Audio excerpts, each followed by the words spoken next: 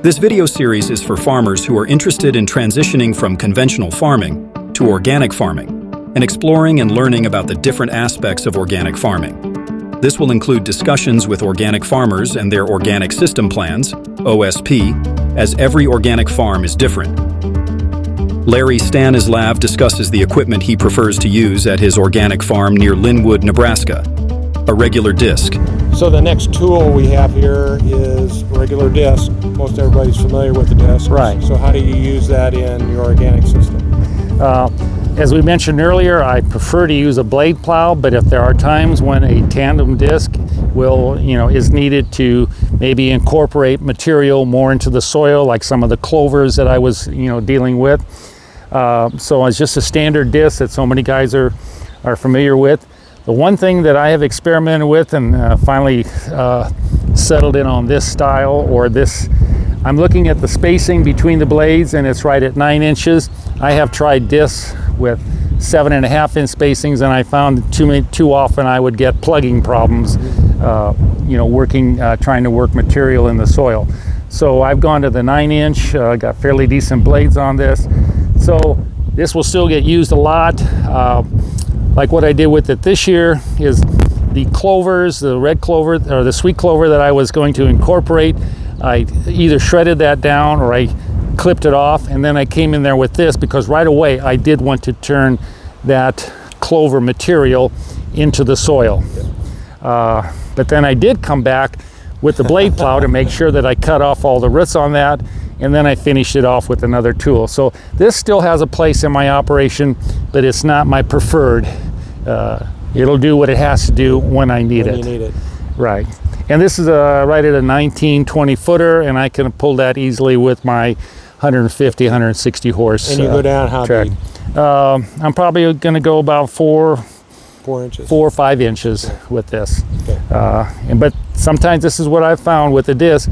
I won't get unless I would go deeper, which I'm not sure I could pull it in. I still leave a strip of attached plants there. Mm-hmm. So that's why I like the blade plow for undercutting everything. But then I will come along with something else. Either I might run the blade plow behind this, or I come through with something else that will disturb that, get rid of that. But it's still a very important tool in the operation. So the blade plow, would you go first or second with this?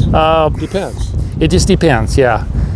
Like for incorporating the clover material, I went with the disc first, kind of, mixed the soil up a little bit, but then I came through with the blade plow to make sure that I had everything cut off, because I didn't want that clover coming back as I'm preparing for the, planting the corn. Right. So, but I have at times gone first with the disc, first with the blade plow, then with the disc. So, A Lely Roterra. Larry, I have never seen an implement like this, and tell us more about it. And it's a field finisher. Correct. This is a Lely Roterra, and basically they come from Europe. They're used extensively in Europe. And what they are is it's not really a tillage tool, a primary tillage tool. It's more of a finishing tool, and that's how I use it in my operation. After I've tilled my soil using the blade plow or the disc, I will come in here with this. And as you can, I don't know if you can see real well, there's rotors with 2 fingers on there, and they will rotate. This is PTO powered, and they rotate, so as you move forward through the field, it's a power harrow. So it's taking the soil, so it's stirring up the soil, breaking down clods and things like that, hopefully disturbing the root system of the weeds and things that are there. It levels pretty much everything out, and then you have the packing roller here. So I end up with what I consider a finished field ready for planting. And how wide is it? This is right at 19 feet. So it's about the same size as my disc and just a little bit larger than that blade plow that I have. And horsepower? Horsepower, it takes about 10 horse per foot, so it should be around 190, but I'm getting by with 160 horse. Mm-hmm. This is used a lot in Canada and places like that where they raise potatoes and things like that, but they till 6, 8, 10 inches deep with these things. Must be different kinds of soil, because I can't imagine doing that here. But I'm just working that top 2 to 4 inches of soil, Trying to get a seed bed. trying to get a nice seed bed, leveling everything out.